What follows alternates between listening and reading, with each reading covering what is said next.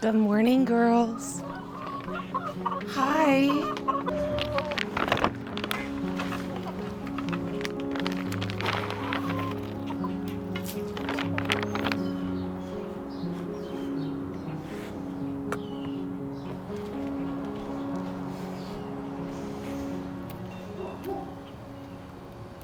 Good morning, guys. So where the garlic was is what I'm going to be working on this morning. I'm getting these beds replanted for their second wave. I have some peppers that I started, gosh, what was that, end of January when I started all the other peppers. Those have been in my basement this whole time under grow lights, but I have been hardening them off over the last few weeks again since I didn't plant them out. And then we are going to be doing a few other things in these two beds, which I am really excited about. So I think I'm going to be testing my luck a little bit. I've had really good luck so far this year. My harvests have been so good.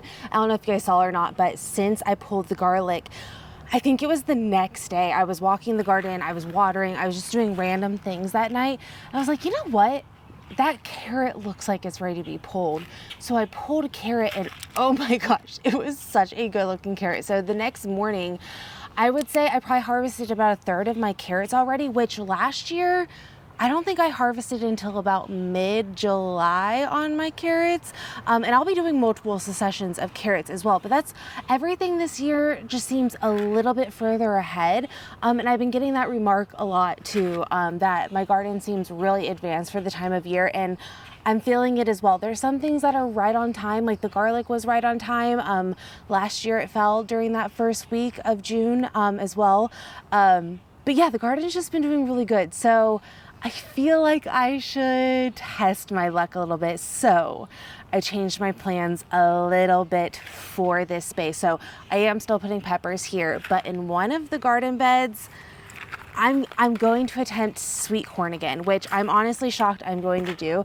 I will say, so the two times I have attempted corn in this garden, I really still, I don't think understood gardening. One of those years, I think it was my second year garden, I just had a strip of corn because I only had a few garden beds at the time and a few grow bags. So I was trying to just grow whatever I could. And I didn't know, but if you have grown corn before, you know that you need to have the corn in blocks so it can self-pollinate itself. So year one, total bust of growing corn, which again, year two. But then the second time I attempted it, I had it in a semi block. I had it probably in like a 2x8 section. I had it off on my one trellis space. This was, I want to say 2 years ago. It may be going on 3 years now. Sometimes these gardening years kind of just mesh together at this point. But I do have this filmed. That was a rainbow gem corn. And again, the pollination was just iffy. So I'm going to devote a whole garden bed. It's one of those things where I've been trying to find a little bit more different varieties I can grow during this midsummer hunch after the garlic. And corn is very heat loving. You don't want to plant it too early because it is very sensitive to cold. So I have plenty of time. I don't know the exact date from now, but I have over 100 days plus till my last average frost. So I went and I grabbed some sweet corn. So this is just an organic hybrid sweet corn called the Natural Sweet XR. This is what I'm going to be attempting in one of the beds. And then over here in this bed, I'm going to do some okra and then also some zucchini, which zucchini always gives me a really hard time because of vine borer, but we should be past that window at this point where I should have to worry about vine borer. Regardless, I can handle one plant and I can double check that one plant. So I'm gonna put zucchini right here along with some okra. So all of these things love the heat. And that is one reason why I am planting them now here in June. But I am going to test my luck a little bit with this corn. Again, since I've had such really good luck this year so far, I feel like I should test my luck because as a gardener, you only learn when you try things new. And as we know, the few things I've done new this year have done significantly well. And finding sweet corn on the cob that's organic is very hard to find. I live in corn country. I live in Kansas. I'm in the Midwest. There's corn everywhere. And conventional corn is sprayed a lot. So again, I'm gonna give this a try. We'll see how it goes. The other varieties, I'm just doing a Clemson spineless and then Black Beauty summer squash. Okay, so before I get to planting though, I need to get these beds amended. And this is where I'm going to be playing around just a little bit more. So with the corn bed, I decided I'm going to add a little bit of biochar, which is going to be new. I've never played around with this. I'm going to do everything else, I believe the same. I'm just going to throw a balanced fertilizer in the soil and then also some worm castings on it and call it a day. But as far as the corn goes, I'm going to throw some biochar in there. So if you've never heard of biochar before, it's an organic soil amendment. So essentially this biochar acts like a sponge in the soil. It can hold on to water and nutrients, so it will absorb some nutrients in the soil, but it kind of acts as a little hotel for microorganisms and water and nutrients and all of that. I've done a little bit of research on this.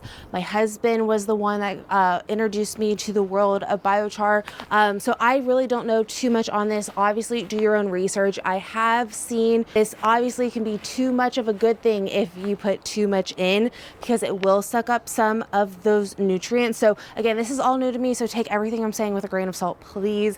I will be mixing this with a soil compost to kind of help combat that soil absorbent, but supposedly this is supposed to be really, really helpful for corn. This is something I'm going to try in this one bed. It is one of those things where I'm not going to add too much, because once it's in your soil, it's in your soil. And again, I don't want to be fighting problems with this stuff. This is a charcoal.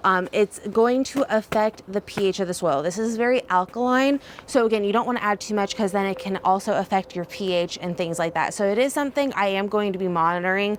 I really need to get my hands on some more pH tests, but when I pH test the entirety of the garden at the beginning of the season, my pH was very neutral. So we should be golden as long as I don't overdo it, which I don't plan to do. Everything states a 5 to a 20% ratio.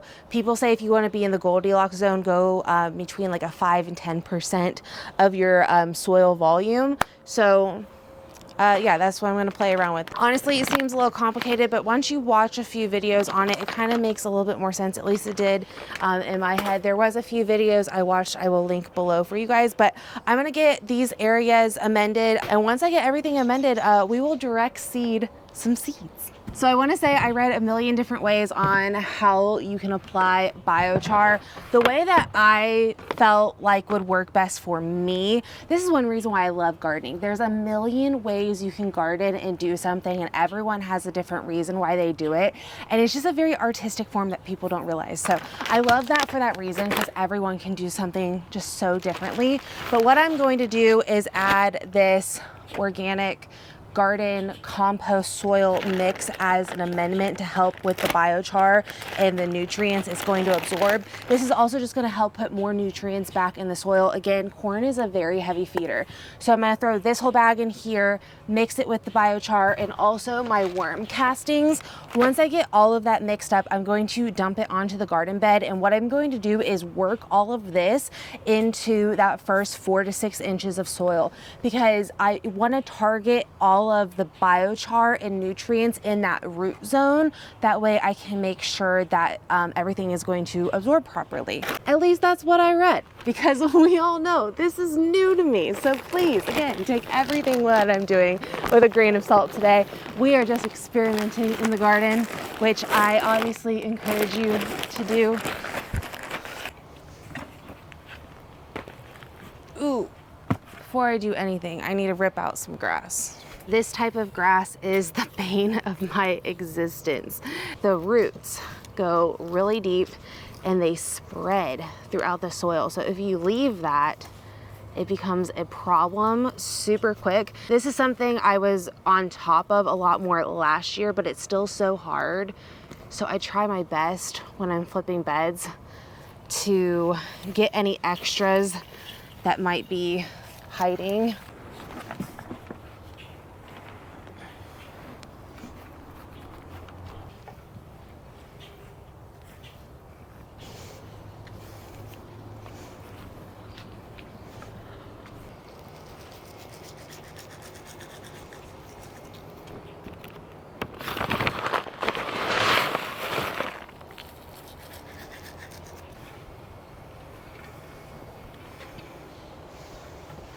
All right, everything is prepped and ready to plant. Okay, I'm gonna start with corn this morning, and these are just going to get planted 1 inch deep, roughly about 12 inches apart, and then they say row spacing 36. In a garden bed like this, I'm going to probably squish that a little bit. I'll probably do everything closer to probably like 18 inches apart or so. From what I've seen online, people suggest doing like 12 inches apart all around, 12 to 18 inches all around. So I'm probably just gonna do that.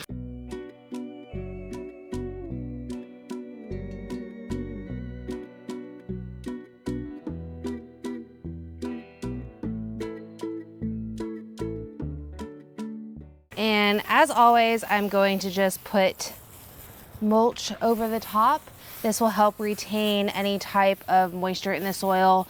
It really helps during that really hot part of summer, especially here where I live in Kansas, because we have wind drying out our soil and we also have the sun drying out our soil. I get this question a lot. This is a straw called Easy Straw. You can typically find it, at least in my area, at a lot of garden stores, Lowe's. I think Tractor Supply might have it. There are a lot of straws that look very similar. I will warn you, not all of them are seed free. This is a processed straw that takes out roughly 99% of the seeds, I believe. And I typically don't have too much of a problem with this. I obviously still have weeds. People will mulch and they'll be like, well, why do I still have weeds? They're gonna pop up. They come through the soil if you don't have anything in the bottom of your bed blocking anything like that. But this is all of the mulch I used for the garlic. We're just reusing it. So you can definitely get more uses out of it than just once. Typically this stuff is all over my garden beds year round, because even in the winter, I want to trap all that moisture in. It does break down though, so you do have to purchase more. So moving on to where the zucchini and the okra will be. So I'm gonna put zucchini in the front half and then okra in the back half here. So I have these hoops. I have a hoop bender thing from Bootstrap Farmer where you can buy these metal rods at any home improvement store, and then you can bend it into these hoops. So I'm going to use these just so I can put insect netting over the zucchini once it does start to grow and like bloom and things like that, just to help my sanity with squash bugs and things like that. So I'm going to put these up. I don't think I'm going to put any insect netting up quite yet, but I am going to go ahead and get these in here.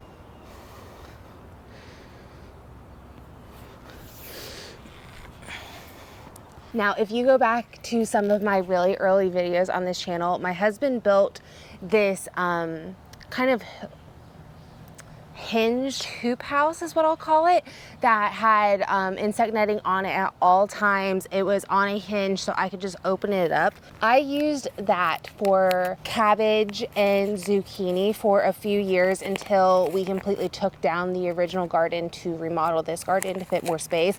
I will say that's the one thing I really want back. I really loved that. It helped a lot, especially with the cabbage.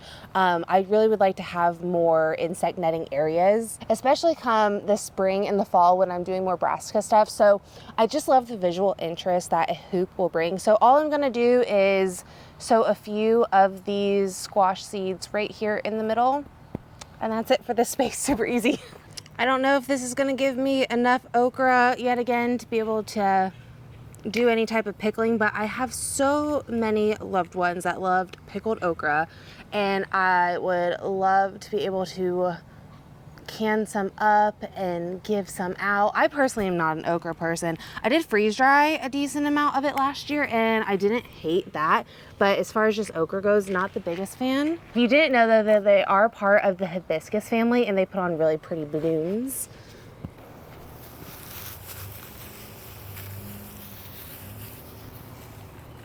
Okay, Okay, last we have the peppers. So these are all just extras that I grew over the springtime. I grew 1 to 2 extras of each variety in case one of them didn't look good and I didn't want to plant them out. My peppers did all very well. So these are just all the extras I had. They are definitely needing to get in the ground. They weren't too happy there for a while. I did need to transplant them probably a little sooner, but I have a banana pepper, a paprika pepper, which is the Hungarian Magyar, cayennes, jalapenos, and bells. And I will say yesterday, I saw my first cayennes turning color, which is crazy. But I have these varieties here, and I'm just going to get them planted. I am personally an advocate to have extra plants because you never know when you might be able to fit something that you may not have thought of, or if you have bad weather that ends up coming through, you always have something you can plant. My banana peppers have looked so good. Earlier this week, I did a harvest video in short form and I picked a bunch of banana peppers. I don't know what is going on. My peppers are so big. I don't know if it's also that fish and seaweed fertilizer or what, but they look so beautiful. If you are ever needing to up pot anything bigger, I really like these Bootstrap Farmer. These are 5-inch pots. You have this little bump on the bottom that helps you kind of push the soil and just plop it out, which I got that out way too early. I didn't even put the hole in the ground yet. But I really like to have these on hand for situations like this where I have extra peppers, maybe extra tomatoes. I do have some tomato starts that I'm thinking I actually might put where the broccoli is, just because I have the space and I have them. I think I have 4 or 5 tomatoes. That was the one thing I was originally going to plant in that corn area, was the tomatoes, but the tomatoes this year are doing so well, and that's why I'm like, do I test my luck? So yeah, it looks like we are testing our luck, and we are gonna see how this little experiment goes this summer.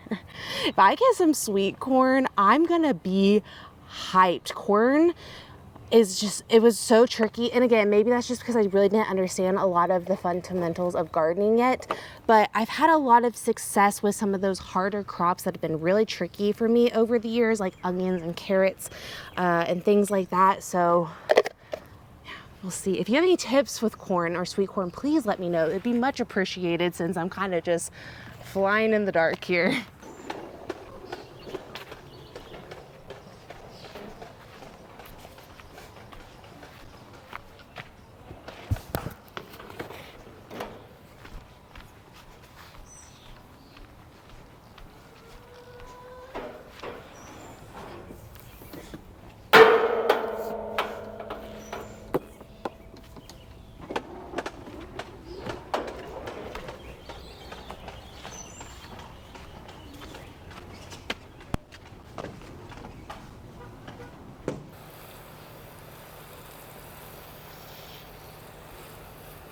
Okay, so I got everything watered in. I'm just gonna go ahead and get the garden watered at the moment. I didn't water last night because I thought we were going to have storms on the way. And we really didn't get much rain. So I'm gonna get this garden watered so I don't have to do it later tonight. But I think that's where I'm going to end it for now. I'll catch up with you guys later on this evening because I don't think I'm gonna get much more back here done. I have some errands I need to run this morning and it's currently getting hot. So I'll see you guys in a little bit. All right, guys, we are back for the evening. It's been such a crazy busy day. But one thing I want to do first in the garden tonight is to actually pull my chamomile plant. So I've harvested so much chamomile. I have over a quart jar already dried, ready to go. These plants really started to conk out over the last week. I missed one harvest window and I think a little bit too many of the flowers went to seed, so I've just been really seeing it die back. It's also more of a cool weather plant around here for me. This is one of those things that does really well for me in the spring, and typically that's about it.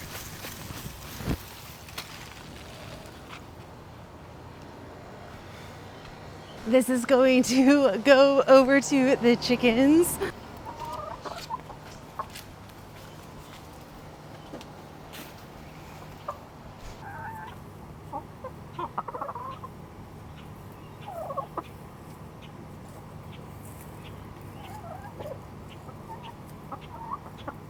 I seriously love having chickens alongside the garden. I got my chickens 2 years ago, and ever since, it's just one of those really fun things where I can grab something out of the garden like this and just toss it over to them, and it feels less of a waste. Like, this is obviously gonna come out of the garden regardless, but it's just nice knowing that they can get some enjoyment out of this too. So there is still a small pocket of chamomile right there that I'm going to harvest. You can see none of it's really gone to seed yet, so I might be able to keep that little patch, but here's all the long grass I haven't been able to grab or even know that it was under there, all that chamomile. So as far as sunflowers go, I have some more Goldie Honeys that I saved from last year. I don't have too many more seeds. I also grabbed some more Mongolian Giants. There's a few areas I'm wanting to put a few more sunflowers out. 2 over here, 1 or 2 over here. I might find another spot I can squeeze it. I think after this, I might be able to plant maybe 1 or 2 more sunflowers out once the onions come out, depending on when they're timed out. But other than that, this might be like one of my last little rounds of sunflowers going in. I love sunflowers and I love having the variety. The Goldie Honey Bear is honestly my favorite. I've grown it now, I want to say 4, maybe 5 years, and I saved all of my seeds from last year, and I planted them all over the place.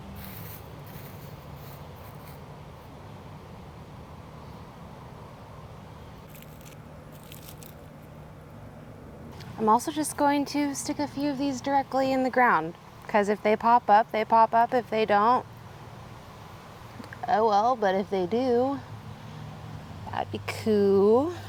Okay, so I'm gonna leave the broccoli plants for now because it's really good nutrition for the chickens, and I have a few that have some offshoots going on. Like I need to go ahead and get that one. I also need to go ahead and get that one, but you might be able to see that some of these plants are producing little offshoots. One thing I'm gonna do though is go ahead and tear out this kale here and anything else. And I'm gonna go ahead and just put some bush beans down as a, why not? I'd rather have these down than a gap, even though bush beans for me haven't done too well in like peak summer. This bush bean here is called the Provider, which is supposed to be a little bit more heat resistant. I've always had better luck with green beans if I sow them in the spring season than around this time of year. I've tried to succession sow a lot around this time of year with green beans, but I think this area will do okay because it's one of my most shady areas. I used to throw them in some of my most sunny locations once the garlic and the onions came out. So I'm gonna throw these over here. I'm kind of just doing this as a test. This area again gets a bit shady this time of year, but it's done well with the tomatoes in the past. So I figured I might as well just go ahead and throw them over here. If we get something out of them, cool. If we don't, we will see. If we don't try, this was just going to be wasted space anyway with nothing in here. So a few little tips when it comes to picking out different varieties and things for your garden. So 1, are you looking for heat resistance or cold tolerance?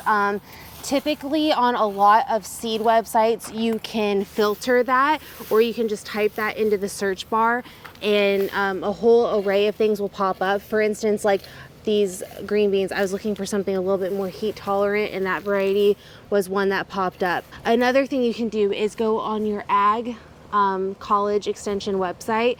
That has helped me a ton. So for instance, hardneck garlic is suggested here, but there are a few soft necks. And this year I went on my ag extension website and they suggested the Ischium red soft neck, and that did amazing for me. Another thing you can look for is, are you needing a certain quality in a variety? So like with my broccoli, I had terrible luck with broccoli bolting for years. So I started to look up different varieties that were more stress resistant because I have crazy fluctuating temperatures in the spring and fall. And that is when I came across the Bell Star, which is more stress resistant, and it has been game changer in my garden. So if you are getting into seed starting, or if you haven't yet, that is one thing that can help you tons, is to find varieties for your garden that will work with your garden and make things a little bit easier for you. I'm a big lover of hybrids for that reason. My onion variety is a hybrid as well. This Bell Star is a hybrid. So here where I'm at in Kansas, I can typically get 3 successions throughout the gardening season where I can get 3 different waves of crops in this space. We are obviously now on our second round. So second round will go in now, and roughly in my third round, will go in this garden come like August or so. So it's almost like every 2, maybe 3 months, there's another succession of stuff going in. So I will be starting a bunch of fall crops here come, I want to say around July sometime. I probably need to start my cabbage a little bit earlier than some of the other stuff. But right now we're doing the second succession where if I just left this would be such wasted space. We still have over 100 days of growing time. That is plenty of time to get stuff in the ground. So I will say if you're doing any type of succession sowing, I will note that if you plant anything out come after the summer solstice, our days are going to be shorter in day length. So things might take a little bit longer to come to maturity than they would during these spring and summer months as our days get longer. So keep that in mind when you're looking for things to grow in your garden and how many days you still have. Lots and lots of experimenting going on today.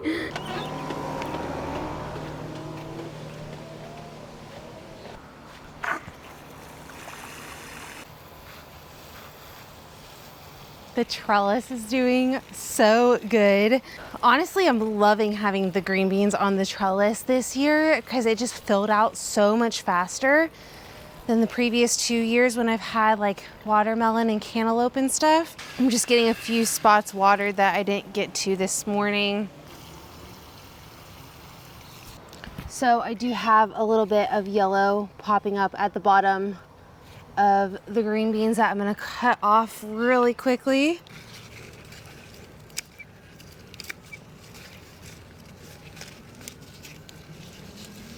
I am going to get things fed tonight. So as I've told you guys a million times this year, I've been using this Neptune's Harvest fish and seaweed fertilizer. I just got done with that small bottle I had.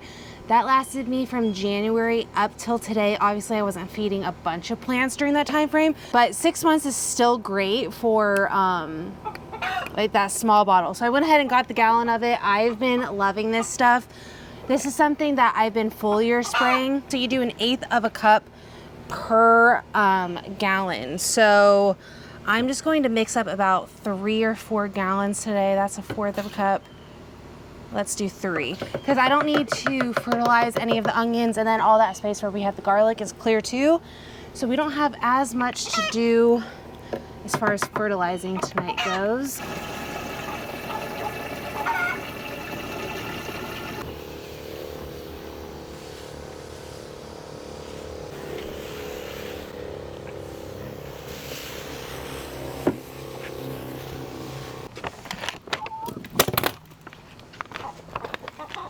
Let's go bed. Come on. Bedtime.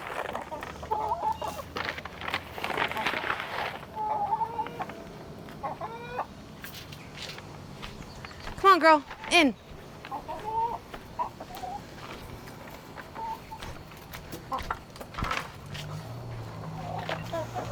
Go that way.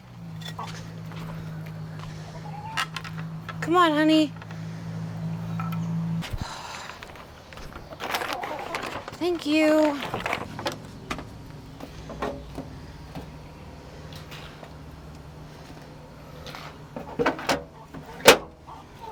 Four eggs for the day. Well, I still didn't get everything done that I wanted to get done today. I really needed to get some things pruned up as far as leaves go and things that are turning yellow, but that'll probably just have to wait until tomorrow morning. This is the time of year where the days start to get hotter, so the mornings and the evenings are really the only time I can really be in the garden, and our time is cut a little bit shorter, and there's so much to do. So there's always an endless amount of things to do in this garden, but I got what I really needed to get done today, which is get those beds flipped. But thank you guys so much for hanging out with me today while I got some things done in the garden. The sun is officially gone down, and I need to get inside, but thank you guys so much for hanging out. I'll see you all in the next one. Bye.